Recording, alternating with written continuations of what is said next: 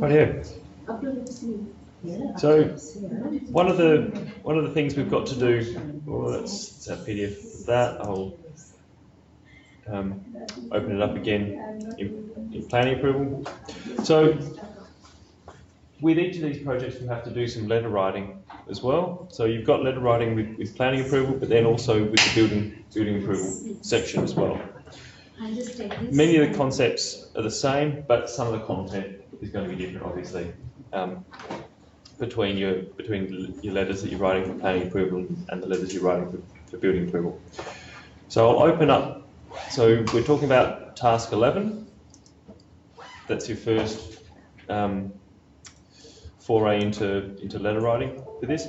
Now you can treat it as a letter or an email. Obviously, the main form of communication today for any written communication is via email. But the purpose of it is that it's in written form of communication, and that you're able to see that both parties have seen that letter. So detailed, shrink that down a little bit. So it's detailed in task 11, client letter sign-off. And what this letter has to be, it has to be a formal business letter layout. So there are some protocols there for letter writing in terms of including addresses, etc., including dates, and then including content. So we'll have a look at that business letter layout. It is to be accompanied by a full set of planning approval application documents and drawings. The reason for this is that in the planning approval, you're sending your drawings to your client for them to check and approve before you send them off to council, just to make sure that they're happy with everything. Typically, if you're going through this process, you probably would have sat down with them again and had more of a discussion about some of the elements. We're moving through this a bit quicker in this subject, obviously. We're going through 3 projects in a short space of time. So, aspects to be covered. Set out the letter so client can sign to accept that the drawings are satisfactory and meet the client brief. So we need some way of detailing what the drawings are and enabling them to sign and say, yes, these are good. Inform them of the factors involved should they wish to make alterations before planning approval, signing letter, so such as drafting costs and time costs. Outline payments required at this stage. So you'll say, I've done all this work, I've done all these hours. Because you've been recording it in your activity log, you can say, this is what the cost is thus far at this stage. And then outline council process once submitted. So give them an idea of their timelines they'll be looking at for their approval documents, and then what they can expect to get back from you. So what I'm expecting is that you'll say that your indication you got from council is that your proposal will be assessed on merit or compliant. 4 to 6 weeks turnaround for that, and after that you'll receive a stamped set of planning approval documents. And then close with an invitation to contact you if they wish to have any further clarification. So keep those lines of communication open with the client. This section here, inform them of factors involved should they wish to make alterations pre-planning approval, post-signing letter. That's one thing I think that in the main, if anybody struggles with something in the letter, it's that aspect. So it's thinking about, if you're going to make changes at this point in time, what are the ramifications of those changes? So at this point, it's fairly simple because it's alterations pre-planning approval, post-signing letter. It's simply that they'll say, no, we want these changes, and you're going to say, well, there's going to be drafting costs at X amount per hour. Plus, I also think it's good to have something like a flagpole fee as well for any alterations. So that's just like when you get in a taxi, for example. I haven't ridden in a taxi for a while, but let's say there's $6 straight up there, and then you pay for your kilometres. it's good practice to have a similar sort of practice in place for drawing alterations as well. Just like $100 or something. Exactly. Discourage them. Exactly. Yeah. So make them stop and think about alterations and make them think, okay, well, while we're at it, how about we alter these things and alter these things, etc. So, what you're doing essentially, you're accounting for your time cost and the hassle of revisiting things and making alterations, which is important to do, because not all the time that you take in making these alterations is always going to be charged out. So you want to say it costs you, let's say $100 each time you initiate an alteration, plus whatever you're charging out for drafting costs for your time. And I'm expecting something in the order of around $80 an hour or so for drafting costs. When we are submitting the sheets, and you are saying that we have to attach your letter as well.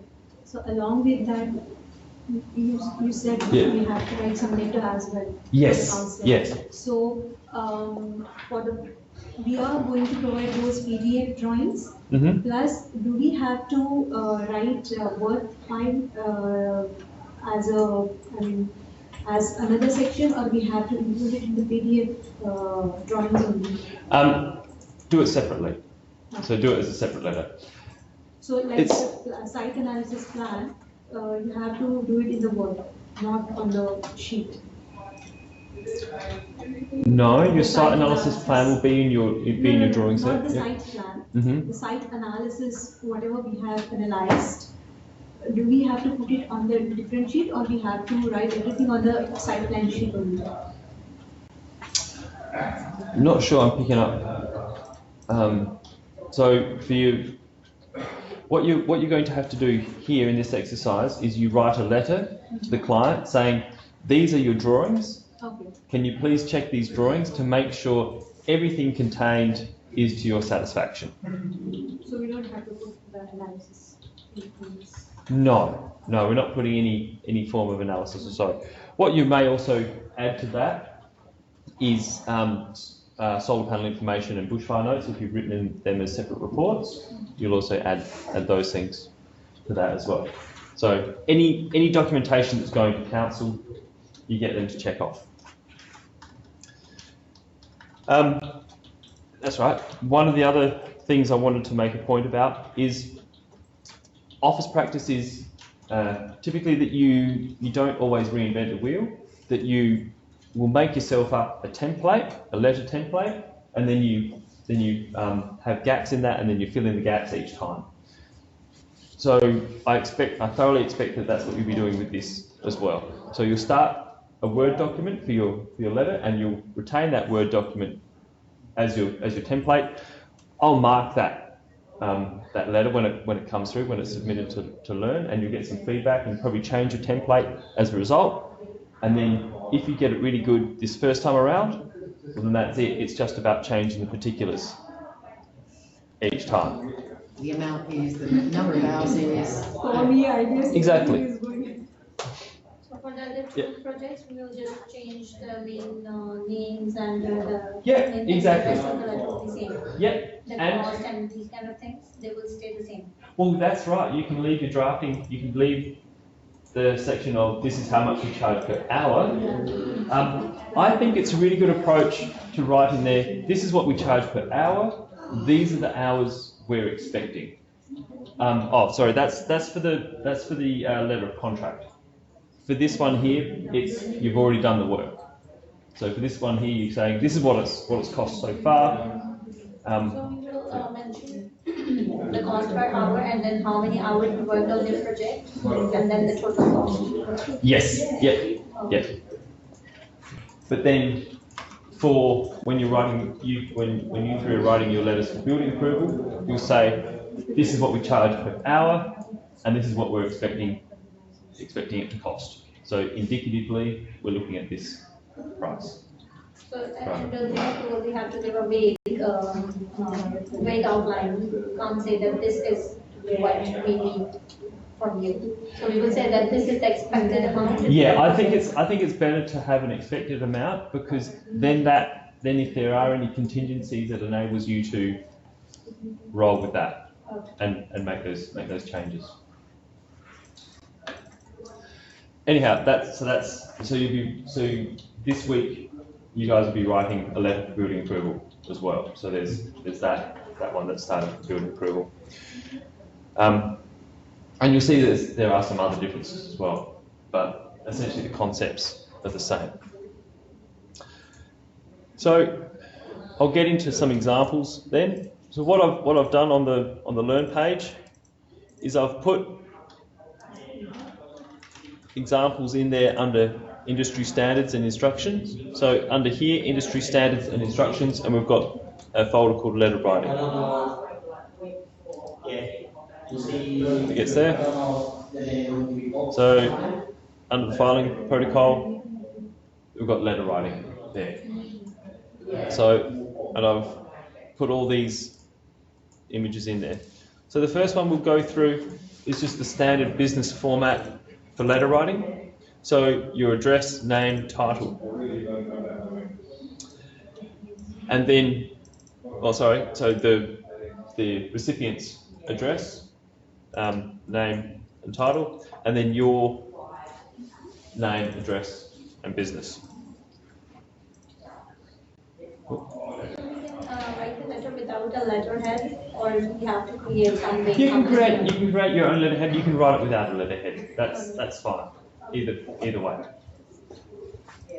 Yeah. Look, if you're just going to do, it's simple to do a letterhead with just text as well. You can do some text letterhead, change the font, color, etc., and produce a letterhead in next to no time. I suggest doing that. It's probably not something you've got to be pulling out at an interview, so it's not, presentation is not important for your portfolio on this. Then include a reference in there, so saying this is what this letter is referring to. So as soon as people open that, they can see straight away, oh yeah, this is what the letter is about, and then enter with dear so and so. What's that? Mrs. Moon. Yeah. Following that, an introduction paragraph, and you're going to have something very similar to this. So attach, or please find attached a copy of the template for how to write a business letter using common formal techniques. Blah blah blah. You're going to write, please find attached the full planning documents for your inspection prior to sending to planning. Prior to sending to Mitcham City Council.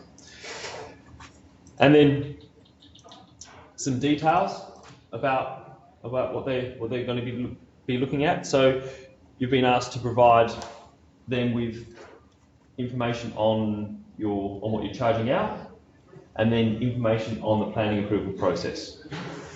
So this is where you're going to be including all of that action.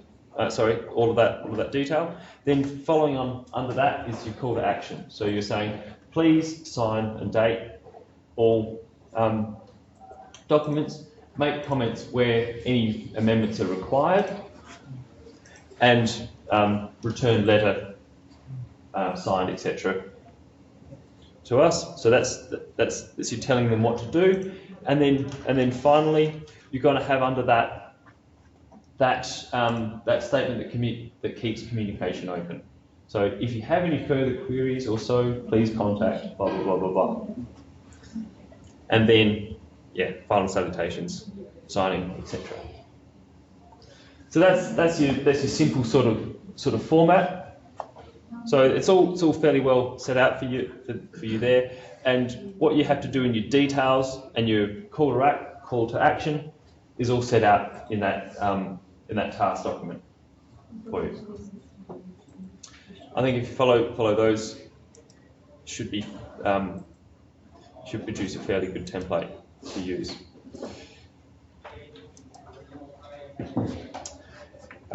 Also got a list here just to make sure. So writer's address, date of writing, recipient's name and subject, greeting, message, closing.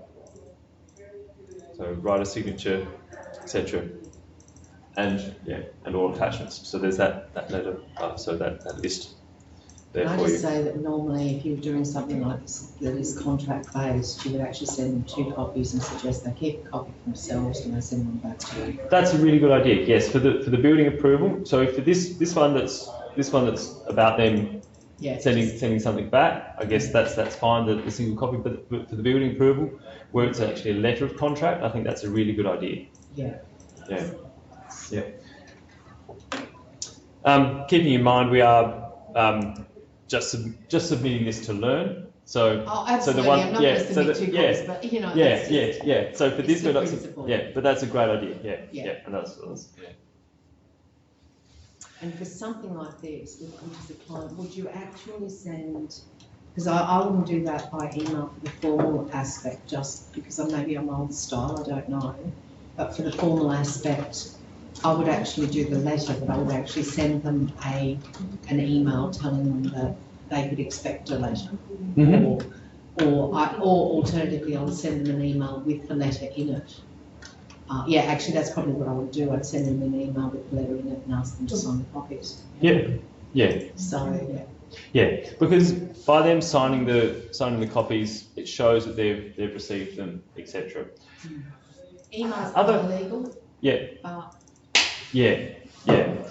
A lot of people still like to use hard copy printed letters for formal formal communications. I think that's changing a little bit, but but still, one of the things about one of the quirks of contract law is that as soon as you put a letter or a contract into the post, then it is at that time that it's received by the client.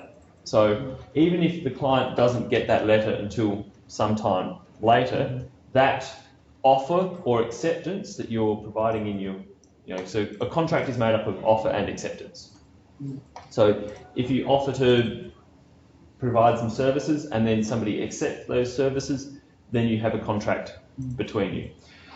If I post either the offer or, as the client, the acceptance, that offer and that acceptance are registered at the time of putting the letter in, even though it can take several days to arrive at the person. Whereas with an email, it's instantaneous.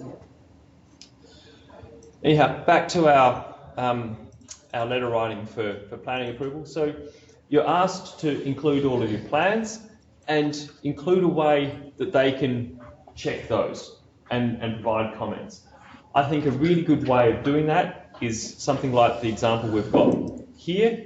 I'll just expand that just a little bit more. Then, so chopping off the top of there, I thought I'd be able to scroll down a bit, but it's not letting me. So what we've got here, we've got a table, and you can produce a table like that on Excel or so, or within a Word document. What you have to think about is if you're producing a template, you want something that's going to be easily adaptable to change, because project 2 isn't going to have the same sheet numbering and the same number of sheets.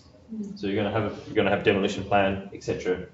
in there. So you want this to be modifiable, but basically the concept is going to be pretty much the same. So you want to have a template for this as well. So job number, job reference, and address, and then all of the documentation you're going to be sending to council for them to check off. So if I'd say rather than say approved, please tick, I'd say signature or initial here, and then provide space for any comments.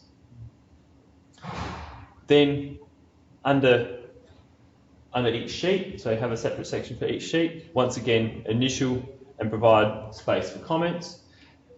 An improvement I'd add to this is a box for general comments, or a larger section in case they have more comments for something. So it might be cover sheet, there's an issue with the cover sheet. They can detail a little bit here and refer comments down below and have a space for writing more comments if they wish. That's the only improvement I'd add to this. But then signatures below to say, by signing this, etc., we accepted the plans. Below, we accepted the full set of application documents and drawings as satisfactory. We understand we are obliged to reimburse additional fee incurred for subsequent changes requested by us. So that's there on the Learn page, again, as an example for what sort of table you can include in your letter for enabling the client to sign off on each of those plans. Is the path forward fairly clear to that? Yeah.